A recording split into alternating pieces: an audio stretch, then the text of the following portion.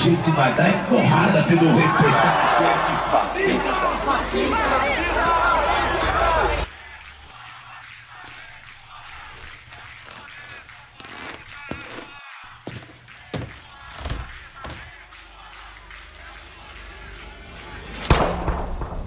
Eles não matam você por ser extremista. Eles chamam você de extremista para poder te matar. A violência começa com a linguagem. As palavras usadas contra conservadores são munição pesada, que muitas vezes sentenciam a sua morte. Ah, porque vocês querem destruir a família? Sim.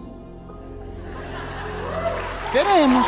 Como fazer para que se torne normal uma pessoa comemorar ou até mesmo matar uma pessoa por conta das suas ideias? Essa é a pergunta que a esquerda fez décadas atrás e achou uma resposta: a desumanização. Não é aceitável, não é mais socialmente, não é mais humanamente aceitável. Não é mais humanamente aceitável a gente concordar que alguém pode hoje apoiar o Bolsonaro e ter bom caráter. Não tem. Alguém que gosta do Bolsonaro hoje não tem nada a ver com política. Não tem nada a ver, é uma pessoa sem caráter, é uma pessoa sem o mínimo escrúpulo, sem decência, sem humanidade. O objetivo? Fazer com que um grupo de pessoas se esqueça de que outros grupos de pessoas são humanos. No último dia 10 de setembro de 2025, o influenciador Charlie Kirk foi baleado dentro de uma universidade, na frente de centenas de jovens, mulheres, idosos, crianças, inclusive na frente de sua esposa e sua filha, que correu em sua direção, assustada, quando ouviu o barulho do tiro, imaginando que poderia ser protegida pelo pai, que tombava por um tiro tomado no pescoço. Os estudantes que estavam lá fazem rodas e começam a orar. Logo depois vem a notícia. To my great fellow Americans, I am filled with grief and anger at the heinous assassination of Charlie Kirk on a college campus in Utah. Charlie Kirk está morto. Até mesmo seus oponentes de debate se comovem com a morte. Afinal, a discordância não deve ser motivo para comemorar a morte de ninguém. Por um outro lado, em minutos, milhares de vídeos comemorando a morte do rapaz. Mataram o Charlie Kirk. Ai, coitado, tomou um tiro, não sei se na cara. Tem duas filhas pequenas. Que bom para as filhas dele, né? Que bom para as filhas dele. Que vão crescer sem a presença do sujeito repugnante, canalha, racista. A esquerda rapidamente tentou classificar o atirador como um extremista de direita. Tudo falso. O que se sabe realmente até agora? Era o único de esquerda na sua família e, além de romper com ela, foi morar com uma companheira trans. A real é que Charlie defendia valores conservadores como família e liberdade de expressão. Isso foi o suficiente para que ele fosse rotulado de extrema direita, mesmo sem nunca ter ameaçado ou praticado violência contra ninguém em momento algum de sua vida. Repito, ele nunca praticou qualquer ato de violência contra quem quer que seja. Ele era conhecido mundialmente exatamente pelo oposto, o diálogo. Rodava universidades, debatendo, discutindo e ensinando aos estudantes os mais diversos assuntos, respondendo sempre de forma aberta e sincera, apresentando de forma respeitosa e muitas vezes até amável os seus pontos de vista. Extremista, fascista, racista. Era assim que a grande mídia e os esquerdistas em geral o rotulavam. As justificativas? Ele defendia coisas absurdas. E por isso ele merecia morrer. Eu mesmo não concordava 100% com Charlie. E mesmo que você acredite que ele defendia algo absurdo, ele merecia ter sido assassinado por isso. Uma pessoa não deveria ser livre para falar o que quiser sem que ela mereça tomar um tiro por isso. Porque mesmo o assassino que atentou contra a vida de um pai, destruiu o futuro de uma família, não foi tratado como extremo alguma coisa por absolutamente nenhum veículo da mídia tradicional. Porque, inclusive, não foram taxados de extremistas os inúmeros indivíduos que publicamente comemoraram este ato covarde e revoltante. Vou além, porque alguns dos seus amigos e amigas, talvez até você, ache normal que alguém comemore o assassinato de uma pessoa que apenas publicamente defendia as opiniões que talvez você não concorde. A resposta é simples: programação mental. A força concentrada da grande mídia, que fica falando a mesma coisa o tempo todo, junto com o controle ideológico nas escolas e universidades e a atuação coordenada dos partidos, cria um ambiente cultural perfeito para eles, uma verdadeira fábrica de doutrina.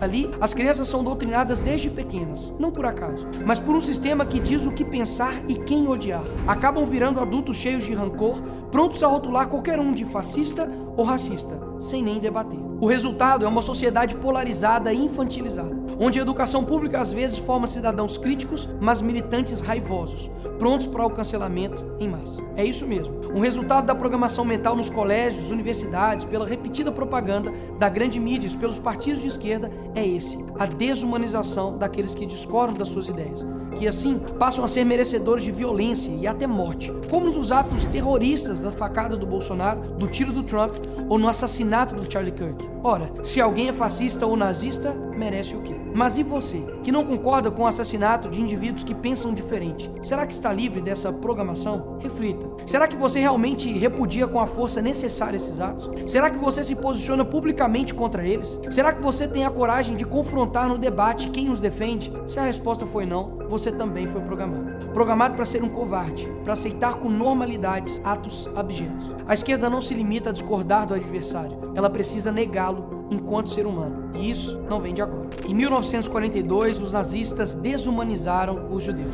Transformaram um grupo inteiro em ameaça ou verme. E aí, medidas extremas passam a parecer necessárias e até desejáveis para salvar o país ou a democracia desses monstros. Essa mensagem, repetidas vezes, com imagens, tendo o monopólio dos meios de comunicação, aumentou. E muito a eficácia dessa estratégia. Jornais publicavam capas com caricaturas e manchetes, normalizando o ódio e reduzindo os judeus a estereótipos. Usaram filmes e cartazes, os mostrando como ladrões, animais e os culpando por todos os problemas existentes. Mas essa ideia não veio dos nazistas. Em 1917, os comunistas, na Revolução Russa, idealizaram a propaganda em massa para consolidar o apoio e identificar os inimigos de classe. Ao longo dos anos, campanhas intensas que representavam os brancos, proprietários e inimigos da Revolução, como traidores, parasitas ou bandidos. Manipulavam fotografias. Sim, apagavam-se pessoas de fotos oficiais, como se elas nunca tivessem existido. Mas na verdade tinham sido assassinadas. Toda a estratégia pode ser resumida em animalização,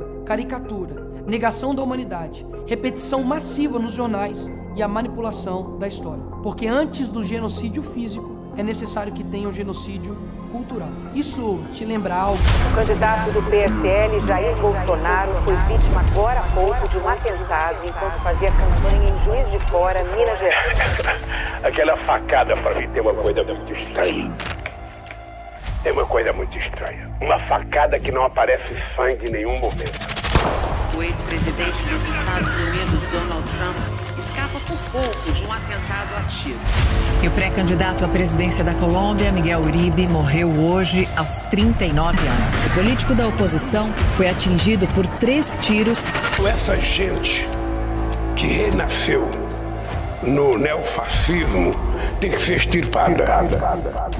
Mas considerando que você, como afirma, é uma boa pessoa, nós estamos dispostos a oferecer a você o seguinte: um bom paredão, onde vamos colocá-lo na frente de uma boa espingarda, com uma boa bala, e vamos oferecer, depois de uma boa pá, uma boa cova. Nos últimos anos, a esquerda brasileira aperfeiçoou essa técnica. Criou-se uma cultura em que o conservador não é visto como adversário político, mas como um outro a ser eliminado. Basta observar o que seguiu a morte do Charlie Kirk. Em vez de luto ou solidariedade humana, emergiu a celebração macabra, o deboche e a indiferença. Esses mesmos que vibram com a morte de um adversário falam em amor, tolerância e diversidade. Nunca houve tanto ódio embalado em slogans de paz. Esses mesmos, após essa tragédia, começaram a ameaçar a minha vida e a da minha família. Em contrapartida, começamos um movimento para as empresas demitirem os funcionários que estão comemorando, minimizando ou até mesmo justificando a morte de um jovem de 31 anos.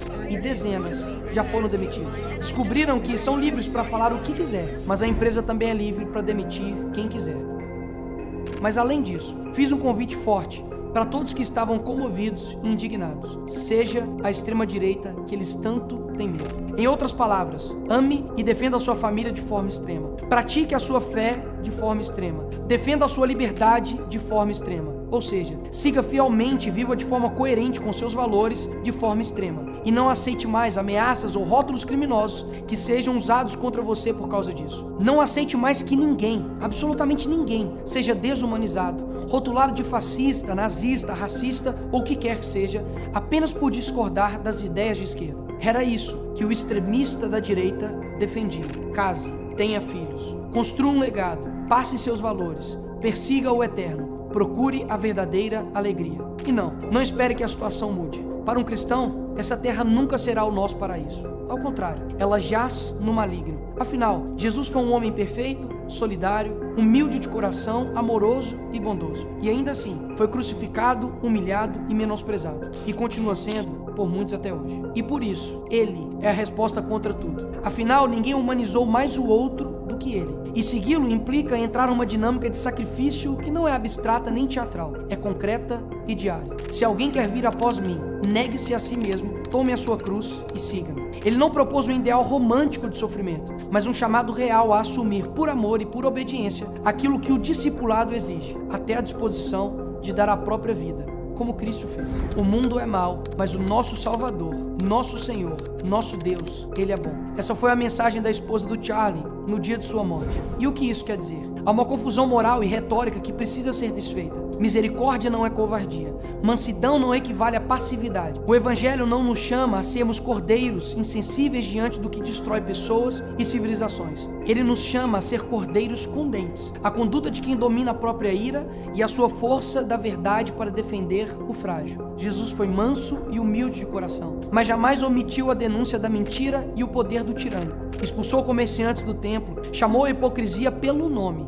sofreu por amor e não por aceitação passiva. Ser manso não é ser fraco, é ser forte o suficiente para enfrentar o mal sem ser dominado por ele, e sábio o suficiente para usar a força pela verdade e pelo amor. O cristão genuíno reconhece duas verdades ao mesmo tempo. Primeira, a violência gratuita e o ódio não se justificam. Segunda, a omissão perante a injustiça é cúmplice do crime. Assim, combater o mal é um dever que se realiza por meios morais, culturais e espirituais, e, quando necessário, institucionais. Isso significa agir com coragem, inteligência e prudência, não com fúria desordenada. Pedro, quando subiu àquele púlpito em Jerusalém, não negociou o evangelho, enfrentou a massa, denunciou o pecado e por isso foi preso, escarnecido e finalmente martirizado.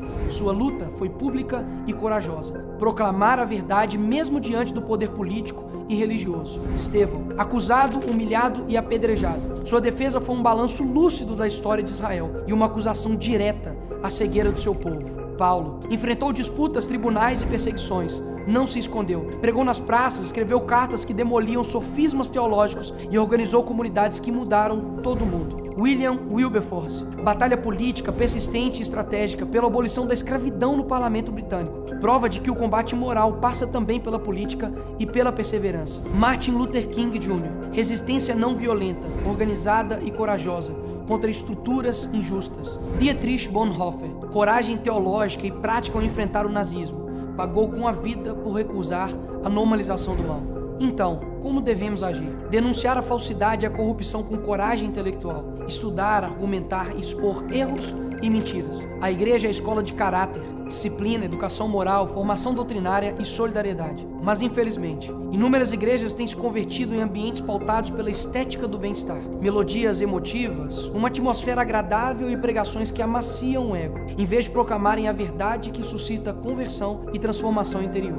Precisamos abandonar essas práticas e construir comunidades sólidas. O campo político e jurídico não é terreno proibido, é lugar de batalha. Participar, influir em leis, defender os indefesos, tudo isso é serviço cristão. Produzir cultura, livros, debates, arte e educação para moldar gerações. Quem define a linguagem e a imaginação controla, em larga medida, o futuro. Eles tentaram calar uma voz, acreditando que iriam nos amedrontar. Não, criaram uma geração sem medo, que nem mesmo a morte nos parará. Mas pelo contrário, a morte de um dos nossos somente nos fortaleceu. Porque sabemos que o verdadeiro legado não se enterra com o corpo, mas cresce na coragem de quem fica. Que essa mensagem chegue para milhões de jovens em todo o mundo, que já não são mais os mesmos, desde a morte do Charlie Kirk. Nesse sentido, você está convidado. Seja o extremista que eles tanto têm medo.